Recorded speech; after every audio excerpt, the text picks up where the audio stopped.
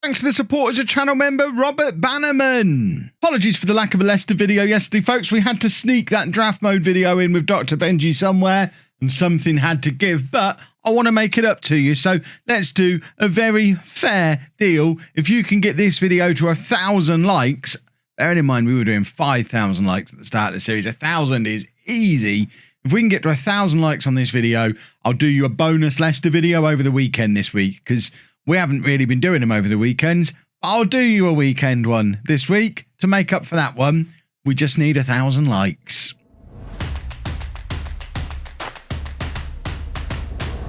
Hello and welcome to part 26 of my FM21 save with Leicester. I'm Kevin. Coming up on today's episode, we have a Champions League game and a Premier League game as we look to continue our dominance of both of these competitions as we look to push. We're still officially looking for a Champions League win this year. If a clean sweep happens to fall into my lap, I'm not going to get upset about it though. So we're away against Leipzig and away against Everton. Since you were last with me, form has been good. This is what the Champions League, looks like. We're already through. We're already won the group. We're just sticking the reserves out against Leipzig just to see how they get on. And then in the Premier League, this is what we look like. We are 1 point clear at the top of the Premier League as we look to defend our title from last year, but it is pretty tight behind us. After this, it is the break for the World Cup. The Everton game is the last game before the World Cup. Let me know down in the comments, do you want a video about the World Cup?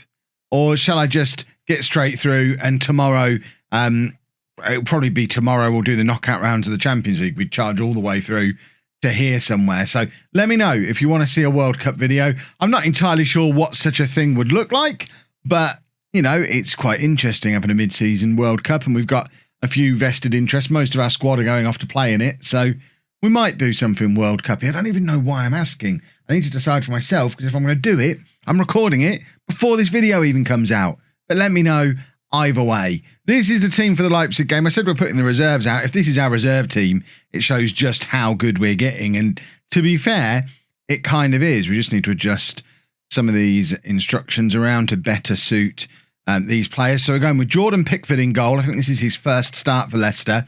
A back four of Grimaldo, Luis Felipe, Sayuncu and Ndidi at right back. Phillips at the base of the midfield. Madison an hour ahead of him. And then Dembele and Neres supporting Belotti up front. So it means rests for the likes of Neymar, Haaland, Sanchez, whoever else, Donnarumma. Who else are we resting? Declan Rice. Lots of players getting rest. Valverde. Still no room in the side for poor old Timo Werner, though, who expect him to come on with half an hour to go, at the very least. Timo Werner needs some game time. I'm desperate to get him into the squad. And poor old Divock Origi, he just sat there wondering, oh, well, I've done so much for you over the last 2 years. Why are you trying to squeeze Timo Werner in? I'm Divock Origi. You answered your own question there, Divock. How do we say his name? I don't know that I've ever said his first name as many times as I have in the lead into this episode, but I'm quite enjoying it. It's got a nice mouthfeel. And that is Werner coming on, or actually it's not. Why is Haaland on the bench? Who's done that? Belotti my assistant manager, Chris Davis, big Erling Haaland fan, just giving me a nudge. Kev, Belotti might have a cut hand. I think we should bring Erling Haaland on. No, might have a cut hand.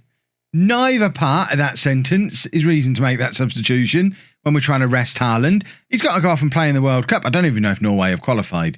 I assume they probably have. He's pushing it again. He's down here saying, come on, get Haaland on. No, if anyone comes on, it's Werner, for goodness sake. We want to have a look at him. We'll bring Werner on at half-time. Will you stop nagging now? Goodness me. Right, it's Leipzig with the corner. Sayuncu heads clear. A very rare appearance for Sayuncu. Belotti somehow manages to turn with the ball despite a potential cut hand. He's managing to do quite well here on the breakaway. He's got options to the right-hand side of him here. Neres is in loads of space. He's just held himself back into a little bit of a pocket of space. But both Belotti and Dembele entirely blind to the situation, and the move kind of just breaks down and peters out. We haven't looked as threatening without the big guys in as we have with them in. It is very fair to say. Only an XG of 0.42. We only had 2 shots on target in the entire first half. Have we already despite winning the Premier League without them, have we already become a team that's relying on the likes of Neymar and Haaland to get us through these kind of matches? I said I was bringing Belotti off at half-time, didn't I? And here I am, leaving him on, but we're going to bring Werner on now. We're going to make that change. So Werner does come on for Belotti, a rare opportunity for him to actually play as a striker. Usually when he comes on, he's coming on to play as a winger. Again, this is another weird change. I don't care if Sayuncu gets suspended, but I'm resting Romagnoli. So no, I'm not going to make that change either. I should have left some of these players off the bench who I'm resting, but the problem is there's not enough people in the Champions League squad to do it. So the bench is pretty full of players who I don't really want to bring on. Harvey Barnes is one who can come on. He can come on for Maddison, who once again, James Maddison gets an opportunity and he's not taking it. He is not enjoying life as not the top dog here at Leicester anymore. He was loving it when he was the best player at the club. Now Neymar's turned up. It's like he's sulking all the time. Last change, we're going to... I was going to bring on Pereira, like my buddy there said to. We've got to take off Grimaldo either way. We'll just play Pereira at left back. It's 15 minutes. If you can play right back, you can play left back, surely. It's the same position. You just have to use your other foot. It baffles me that there are any fullbacks, and this applies to wingers as well. How are there any wingers or any fullbacks in Football Manager who can only play on one side? Because in reality, that's just not the case. You might be a little bit awkward having to switch onto your other foot if you're really, really, really one-footed. But what professional footballer's really, really, really one-footed? Train your other foot, you lazy toad. Goodness me. Every wide player should be able to play wide on both sides. That's my campaign. When I win this election, when I'm elected, I will insist that all wide players can play on both sides. Indeed, he's got himself sent off there, trying to prove me wrong. He's just making the point that he's not a wide player, he's a defensive midfielder. And to be honest, why am I going to set pieces? Lunging into a last-ditch slide tackle is no way to convince me that you should be playing as my holding midfielder. So he needs to pack that nonsense in straight away. Right, I think what we probably do is drop Calvin Phillips back to right back. So we've got Phillips at right back, Pereira at left back, Barnes in central midfield. Nothing can go wrong. If this team managed to avoid defeat against Leipzig, down to 10 men with multiple players playing out of position and Jordan Pickford in goal, then it shows just how good and how deep this squad is. Sayuncu with the header clear, and here is Timo Werner. This is what we've signed him to do. Pick the ball up in positions like this and run his little legs off. And he doesn't. That's not the pressing forward that I grew to know and love through multiple times drafting him in the Streamer Showdown. Timo Werner, Jamie Vardy were my star strikers in the Streamer Showdown. It's all about pressing forwards. And ours in here, not only have we avoided defeat away from home against Leipzig, we've only come here and beat them as well. There's 86 minutes on the clock. We're down to 10 men, multiple players out of position, and ours just scored a goal to put us 1-0 up. We're a good side, boys and girls. We're doing this without an 11th man, without Neymar, without Haaland, without Donnarumma, without Romagnoli, without Sanchez, without Valverde. We're good at football, aren't we? We're very good at football. We're going to win this Champions League. We've dominated this group. We're going to win the Champions League. Werner now turns just inside the Leipzig half, gives it back to Aouar, who misses out on slotting it through to Dembele, which is what I think he was trying to do. Ramos with a poor tackle, Barnes showing that he's not a central midfielder, and Jordan Pickford makes a very good save. I tell you what, as a backup goalkeeper, he's off to the World Cup with England. As a backup goalkeeper who can make stops like that, very happy with that piece of business this summer. I think that's going to end up being crucial if we do have any kind of injury worries with Donnarumma later in the season. I won't be as panicky now as I would have been if we'd have had to have resorted to a 45-year-old Kasper Schmeichel playing in goal in a Champions League final. Pickford will be fine. I feel like that's a clip that could come back to haunt me later on in this series. Pickford will be fine. He'll be absolutely fine. Leipzig now down to 10 men as well. There's 94 minutes on the clock, so it makes no difference to how the game is going to turn out. We've got a free kick through Aouar. He's going to have time to cross it, and that's going to be that, and it's going to be full time. Was that James Justin who played for us? I didn't even notice him throughout the game, but there he was. I assume it was him. Let's tell them they did well. I'm just going to check if that was Justin, formerly of Leicester. Is there no way to just see the opposing team now? Oh, that's not. I was looking at that thinking, this is a weird team sheet. No, Kev, that's not a team sheet. You've played the game before. Why is this not showing me what I want to see? Is there really no way to just go back in and look at the teams for the game, which is what I want to do here? There is Justin. It is him. What's he been up to since leaving Leicester? Having a lovely time with Leipzig until we just battered them. But another pile of money is on its way into the club. I have no idea when the draw for the knockout round is going to be because of all the World Cup disruption. It's only the 3rd of November and we've already finished the Champions League groups. So if we do get the draw in this episode, then we can go with it. I mean, when they're recommending selling youth players to reduce our FFP deficit, that's when you know things are getting desperate. We're fine. In fact, to be fair, we're not actually a million miles away. We'll just sell a player in January and we will be fine. And there's a bunch of our players being called up for the World Cup. 23 players currently at the club. No, it's not. That's 23-man squads. He tells me the former Leicester players. I want the current Leicester players. Why do I care that Darnell Johnson's going to the World Cup? I want to know if Erling Haaland is. Did Norway qualify? Or is he going to get a nice little month off? Because that could be crucial. No, Norway did qualify. So we'll play Everton and then it's World Cup and then we're back. So we've shuffled things around again to get back into the league. Donnarumma coming back in goal. Back four of Castagna, Romagnoli, Soyuncu and Pereira. Rice at the base of the midfield. Valverde and Maddison ahead of him. And then Neymar, Haaland and Neres are the front three. Look at the strength in depth we've got now. It's utterly glorious. And hopefully we can bang a few goals past Leicester. We're Leicester. They're Everton. We can hopefully bang a few goals past Everton, who have Fraser Forster in goal, while their former goalkeeper, Jordan Pickford, sits on our bench. That feels a little bit like they don't know what they're doing. It's what it feels like to me. Maybe they do. What do I know?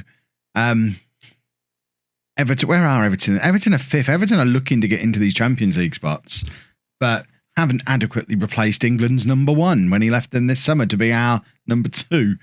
Ricardo Pereira from range shoots and Forster does tip it nicely onto the post for Everton. Of course, now we've clicked on Fraser Forster, it does guarantee he's going to have a man of the match performance, keep a clean sheet, probably come up for a corner and score. We all know what happens when you let the game know you're interested in a member of the opposition team. It just spoils your fun when it comes to that player for the rest of the game. And in fact, we are heading towards a 0-0 at half-time. That's an unusually shaped ground. 2 very high 2-tier stands with absolutely nothing in the corner. So if you just wander up through what looks like a park in that corner, is it this corner here? No, it's this one, the one that we can't see. There's a park there. You just wander through the park. You can just watch the game for free. Why would anyone buy a ticket to see Everton? Asked plenty of people over the years, probably. Are Everton the new Tottenham? Is that what's happening here? It might be. It feels. I feel bad for picking on Tottenham all the time. It's you can't kick a man while he's down. It's not right. This is where everyone tells me, Kev, don't you know this season Tottenham blah blah blah. I don't care about current fads. I want historical averages. Tottenham are 5th. They always will be. One of the guys we wanted in the summer, Justin Cliver, scored for Arsenal to put them 1-0 up in their game. Again, if you're in that bus, you can see the pitch. It seems like some really poor planning of this ground. Have we won a penalty here? I think we might have won a penalty. Or have we given away a penalty? Which way are we shooting? There's been so little in the way of highlights. I don't know which way we're shooting. Is this for us or against us? It's for us. Hooray. It's going to be Maddison to take, who's missed so many penalties. Why do I still let him take them? He must be closing in on double figures for missed penalties over the 3 years of this series. We've got Neymar and Haaland in the team. Why are neither of them taking that penalty? That's just a penalty taker hangover from when we let Maddison take them after Vardy retired, I think. That can be all that's happened there. It's going to be an in-swinging corner. Neymar to take. Looking for Maddison, who was lurking on the edge of the area. It was a strange corner, considering he's supposed to be aiming for the near post where Romagnoli, Haaland, Ramos, all those big lads are hanging out. And instead goes James Maddison on the edge of the area, who's already proven he can't hit effectively an open goal from a penalty spot. Right, we are going to make some changes. Maddison, of course, after missing a penalty, is going to come off. Them's the rules. We are also going to bring Belotti on for Haaland, who's not had a very good game at all today. And in fact, Neymar has also not turned up. So we're going to bring on Timo Werner for him as we throw on some attacking firepower to try and grab us a late winner in this game. Because as it stands, if Chelsea win their game in hand, they actually jump above us to be top of the league during the World Cup. And that will never do. Valverde has hit the top of the crossbar with a header there. We need a goal from somebody late on in this one, because we get to be top of the league for a month then, if we win this game. And I would love to be top of the league for a month. Luckily, that one goes wide. I don't even know when Chelsea play. They're not playing now. Oh, I've never seen the late. You can't see it now. There's a later today thing at the bottom of the latest scores telling me Liverpool are playing later today. Chelsea might not even be playing their game before the World Cup. Who knows? We might get to stay top of the league for the next month after all. And obviously at the end of the year, we're going to win the league anyway. It'll be fine. That was a poor performance considering the theme of the episode has been, look how good our strength in depth is. We've scored 1 goal in 2 games against pretty average sides. Belotti's getting some criticism now because he's not playing well. I think I might move Werner above Belotti in the pecking order for coming off the bench. And that's it. We head to the World Cup now. So the next episode will probably be the Champions League first knockout round game, probably in a double header with Manchester United. Look at that run we've got in early February. Liverpool, then Arsenal, then Manchester United. We're still top of the league then. We can rest the first team for the rest of the league season and just focus on the Champions League. If you've enjoyed that, please make sure you leave a nice big thumbs up on there for me. Subscribe to the channel for daily Football Manager videos. And thank you very much for watching.